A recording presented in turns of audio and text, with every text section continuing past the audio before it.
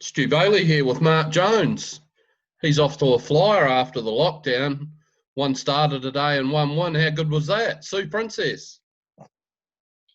Yeah, it's a good way to get back into the racing anyway. So you always need a bit of luck on your side. And today we got that and she trotted the whole way. So yeah, we can only go downhill from here, but we'll be trying to stay at the top anyway. I guess you'd know as well as the punters that it's probably not too alike, so maybe next time we might see the old one. Yeah, just lucky to catch her on the day today, and Sam got her away good and found the front, and she used to pull up in front, but she's kind of enjoying things at the moment and looks good. So hopefully we can, being a female, we can keep her in the right frame of mind and she can continue on.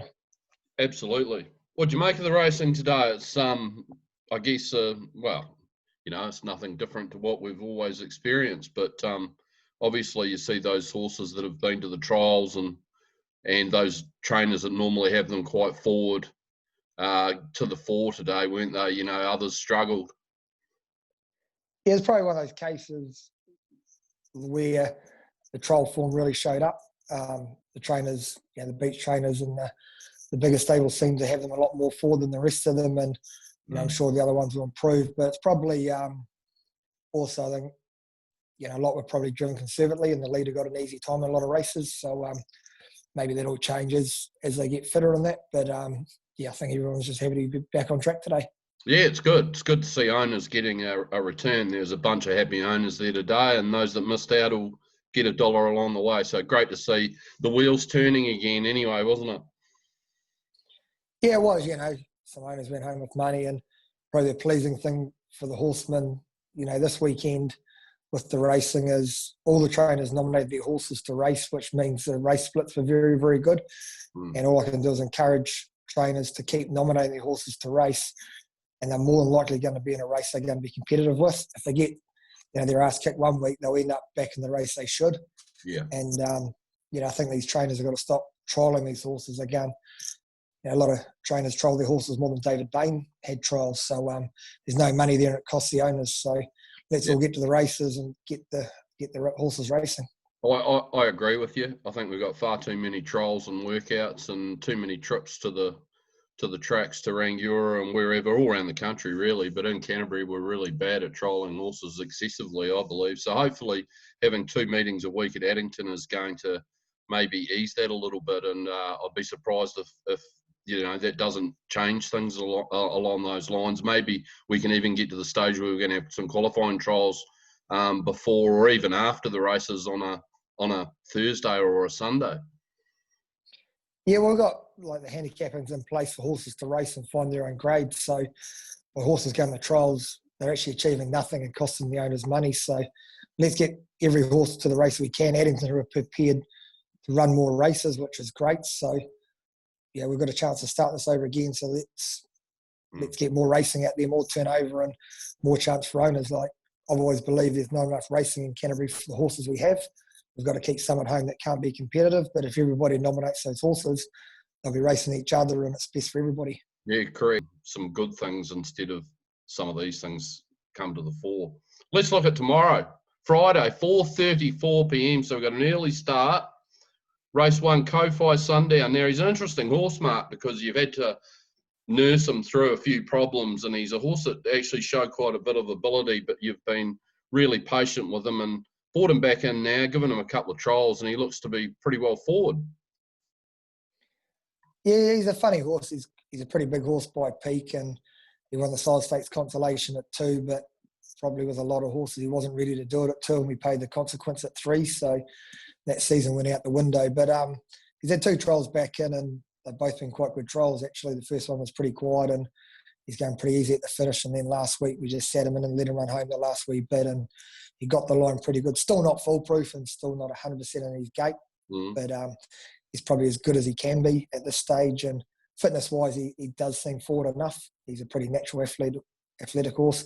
Quite a strong field, couple of good Butts first start on there, and hope his one goes pretty good. But if he does things right, he won't be far away. Okay, that's good to hear. So he's a horse to follow for the next few weeks. Then you've got a gap, so you're in the first, and then you're in the 8th with 2, Ko-Fi Shadow And It's to the Max, so Ko-Fi Shadow, a better barrier draw, but is It's to the Max perhaps the better one of the two at the moment? Yeah, two kind of different fillies. Ko-Fi Shadow's a pretty big overgrown shadow play filly. Not 100% in the gate yet. She can do things wrong, and she's probably one that will get a bit better with time. But she, as I said, we're not going to trials with her. We're going to race her and see where she's at. Strikes a very strong field first up, so from the draw she shouldn't be too far back. But if she gets round and does things right and finishes in the first half of the field, I think we'd be happy first up in that field. Okay, well that's good. So both place chances really. You're taking on Treasure Me. So I think the bookies have put up $1.45 or something, which is extremely slim. But you've got Tara Bromack and Star of Timpani and the likes in there. It is a cracking field. Yeah, and it makes it hard with, it's to the Max, the wee 2-year-old filly, drawn the outside of the gate. You kind of know what she'll do from there and drop back and have one run at them. And I'm sure she'll be running on, but she's probably a filly to keep an eye on in the next few starts. She's quite a nice horse, and when she does get the draw, she's going to be pretty competitive. Yep, right. On to the 10th, Queen of Dance and Lulu Le Mans. Now, I would say that Lulu Le Mans is the better of the two, but I've been impressed with Queen of Dance at the trials. And you're driving this one, so it can only be driver error, I would say, if she doesn't finish in the first three. What do you make of the two? Yeah, it could be the problem, the driver, but she has tried up quite good both times, Queen of Dance, and I was going to lean towards her out of the two, but to be honest, her work 2 days ago was just fair. She should have worked the fair a bit better, but afterwards she ate up, pulled up good, and no signs of anything wrong. So she'll press forward to the race, and on a trial form, if she goes up to that and her work leading up to it, she's got to be a chance. But Lulu Le Mans just had the one quiet trial back and was going easy at the finish, and she's probably a bit more speedier, and probably her work's been a bit better since the trial than Queen of Dance. So at this stage, I'd lean towards Lulu Le Mans. You just know she's got a 26 quarter, and if she can come off a good sit, don't you? You know she's got that explosive turn of speed, and that wins races. Yeah, she's just a better's delight that you'd love a stable of. She's very, very small, but she's got a big heart and a big stride, and she's got speed and can stay. So, she makes up for it in breeding, and that's kind of to the fore. So, yeah, I'd definitely lean towards her out of the two. Okay, that's your runners for the week. What's happening with the good ones? Stylish Memphis, Willison, Plutonium Lady, Burning Boy, all those sorts. When are they coming back? Yeah, they're all at different stages. Stylish Memphis still at the owner, Wayne Higgs, jogging up, so she's due back in the barn the next week or two. Burning Boy, Willison, and Plutonium Lady all at the same stage. They're just in their second week of conditioning work. The plan with them was to take all them and Majestic Lavros to Queensland for the winter. Yeah, spend a few months there and probably base there. But with the travel restrictions and then that new cancel of flights, and now Queensland have dropped one Derby and one Oaks, and the stakes have gone down. It doesn't seem as attractive now, so they'll probably trial towards the end of June, start of July, and have a few starts here. And whether we head to Aussie in the new season, we'll just see how they're placed and what grades they're in and what's around here. But they come back looking super, and they're probably 4 horses that have been pretty well looked after through their careers, and they should reap the rewards in the next 12 or 18 months. Yeah, they're very good horses. Stylish Memphis, I saw her at Higgsy. She looks terrific in the paddock, and I think she's going to bounce back as good as she was. So let's cross the fingers and hope. She's a flag bearer for, well, not only you, but she was for Mark and Natalie there for a while as well.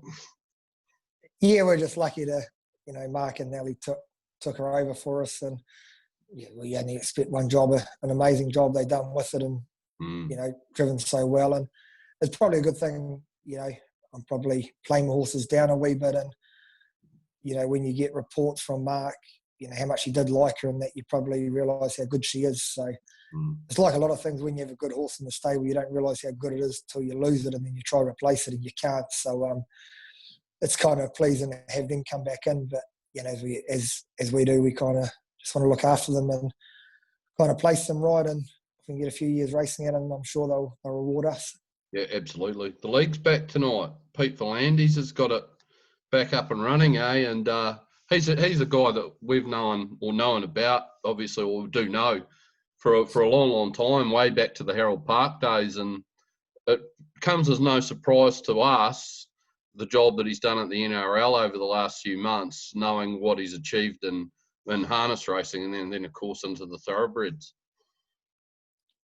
Yeah, I was lucky. I had a lot of dealings with him when I was driving, and especially over in Aussie a lot when he's at New South Wales and the Harold Park days. And he was no different back then. If he said he'd do something, he'd get it done, and there's no mucking around. And if there's hard choices to be made, he'd make them. And you only got to look how much money they're racing for in New South Wales. He got Menangle developed and going there, and now he's got the NRL going when no one said he could. And you believe him when the crowds are going to get back there. Even Flex said on TV, if anybody else bar Volandis said it, you wouldn't believe it. So probably the downfalls, we would have liked him here for the weekends to make these decisions at Harness Racing New Zealand and Rita, and I'm sure Racing New Zealand be in a lot better place. But it's great to sit down on a cold winter's night in front of the fire and watch the NRL. It's one thing I really enjoy, and it'd be great to do tonight. Yeah, I love it. I'm looking forward to it. Should be a good game too. The Broncos and the Eels, and really looking forward to sitting down and watching that. And just briefly, you're a big boxing man. You've had a few professional fights yourself, which some people wouldn't know. But we've got Mike Tyson and Evander Holyfield coming back. How good's that? Holyfield's 58 years old and declared himself at fighting weight a couple of days ago. Just extraordinary. And Mike Tyson's looking like he's about 18. So these boys are going to go to war again. How good is it? Yeah, it's a great thing, the boxing, and whether they get in the ring, the boxers are known for all the trash talk. But just seen a photo of Mike Tyson the other day, like for what he was a few months back to what he is now is amazing. And I know myself with the boxing training, it'd be the hardest training you can ever do. But it is very, very enjoyable. And for those guys, like even just to get back in the ring would be amazing. And hopefully they do fight each other one day, and he doesn't bite his ear off this time. It'd be a nice clean fight. But it's boxing's probably a sport I do enjoy, and I would say to people out there, until you do it and get in the ring, like it's the loneliest place in the world I've ever been, in a ring one-on-one with a person, and there's nowhere to hide. So afterwards, as long as you don't get beat up too much, it's a great experience. But you have a lot of admiration for your opponent as well, and that's a great thing to come out of it afterwards. You want to kill him in the ring and knock his head off, but as soon as that final bell goes, you have so much respect for each other. Yeah. And I've just met some great people in boxing with me. Boxing coach Phil Shackford and all the boxers in the gym. I've been doing it for years and years, and if those two can make a comeback, maybe I might have one more go this year or early on next year. Well, a comeback yourself. I don't think you'll declare yourself on for either Holyfield or Tyson anyway. You'd like the payday, but I couldn't see you in the ring with them. I think I'd drop to a knee for the payday, definitely, but that'd be the last place you'd want to get to. But, whether it's a professional fight or just back to an amateur type, I can't fight amateur, but just back a level, like an expedition fight maybe. But it's probably one thing I want to do. I just want to have my last fight. I probably definitely wasn't as happy. I had a pretty bad injury leading into it and didn't perform as good as I would have liked. So if I can go out with one more, and it just makes me train a bit harder and maybe lose a bit of that winter weight that I need to. Yeah, absolutely. Well, we'll look forward to seeing you back in the ring. I think we share the best bet tomorrow.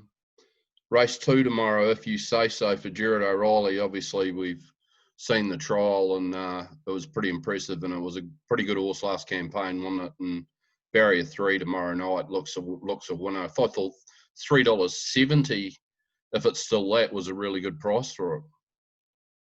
Yeah, I think it's pretty good shopping at that price. Like, I know Jared's always thought a bit of the horse, and I seen at the trials the other day, and as Jared's always doing, immaculate condition. Cope was amazing and in great condition, and it looked a winner next up, and it's in the right field with the right draw and right driver and trainer. So to me, it looks a better night. Yeah, I thought so. 370. I was expecting about 220, so it's definitely good overs. My value bet Zambia.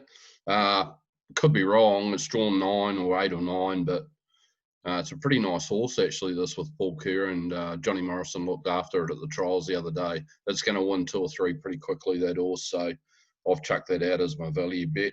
And just a couple for Invercargill Saturday Jawbreaker. I thought he's, well, just based on his last performance, which was back at Cup time in his Cup day or Cup trial, where he come from last on the turn and ran them down to show what he can do. And I think he'll do that to a maiden field at Ascot Park on Saturday. And race 5 at Cambridge on Sunday. Silk's up there from Ivan Court to Steve Telfer, and she's won a couple of workouts. A horse that you'd know a little bit about, Mark. You've seen her when she performs at her best, and with those couple of workout ones for Steve Telfer, it looks like he's got her pretty ready to go.